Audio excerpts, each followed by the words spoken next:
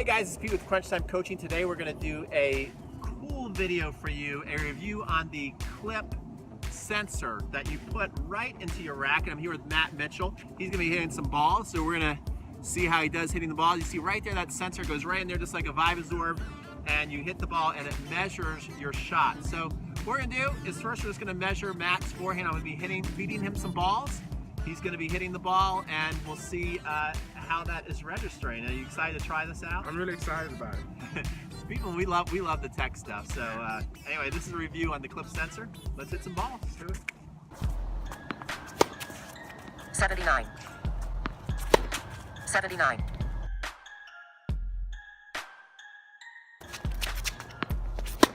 66.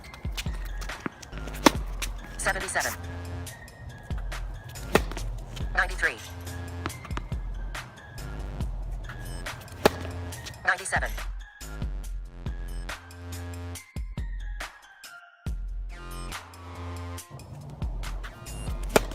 94.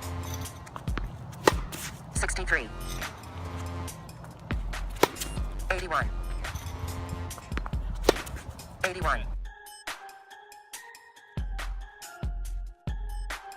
Okay guys, so we just hit some shots out on the court with the Qlipp.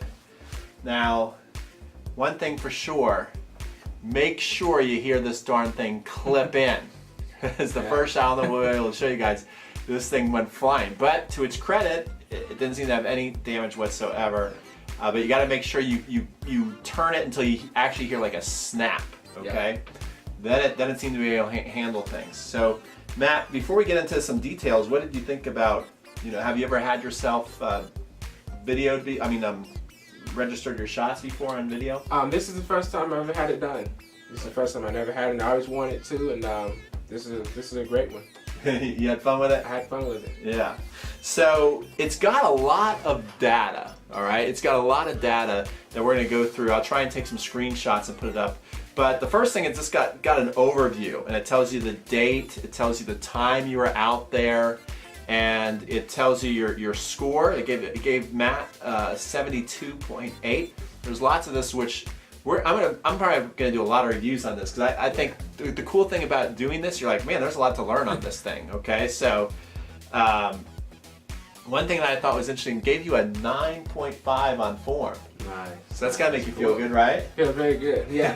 And Matt's got some pretty nice form. You saw those strokes look really good, which is. I've never seen a thing be able to like rate your form before. I thought that was really cool. So it's rating his form. It says your longest rally, the number of strokes. So let's go into, they've got a lot of different things you can go into. So next we're going to go into breakdown. So we're in the breakdown section. And one thing that's kind of cool is it's showing your angle of impact. Yeah.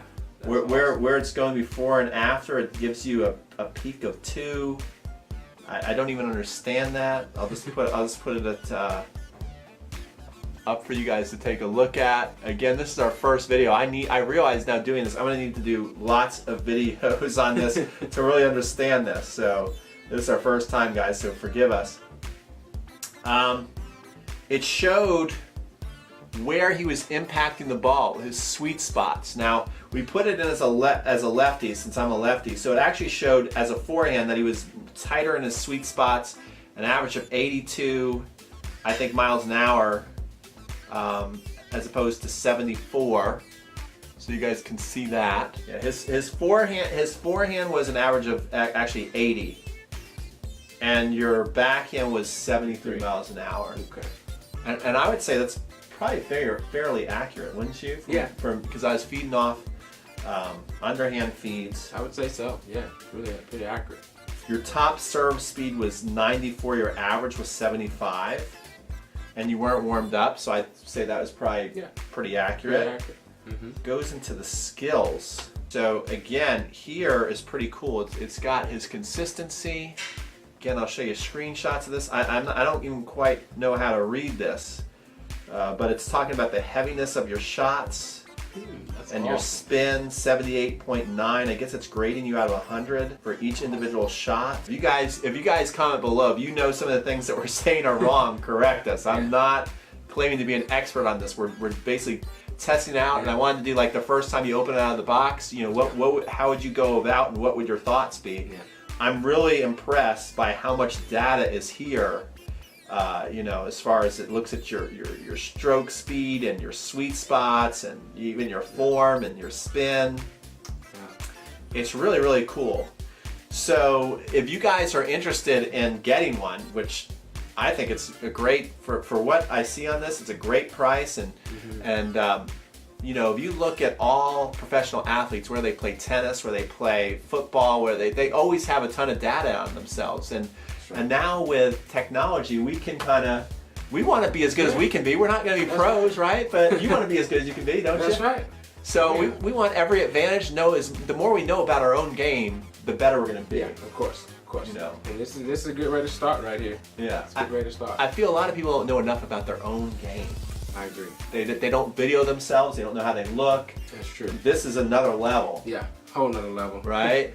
And once you got past the kind of idea of seeing how hard you can hit, I think the way you'd want to use this long term, the most important skill you want to see is what is your ideal speed that you can hit the ball in and it stays in.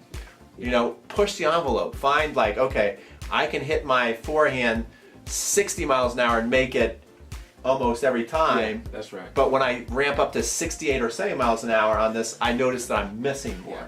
And this stuff can track that. Yeah, that's a great one. That's a great idea. I feel like I'm just scratching the surface on knowing what I'm doing. We will be back. But I'm a fan. You a fan? Yeah, I'm a fan. All right. Oh, that's it for me. What do you think? Yeah, I love it. It's definitely something to look into and pick up. All right. It's worth it. See you guys.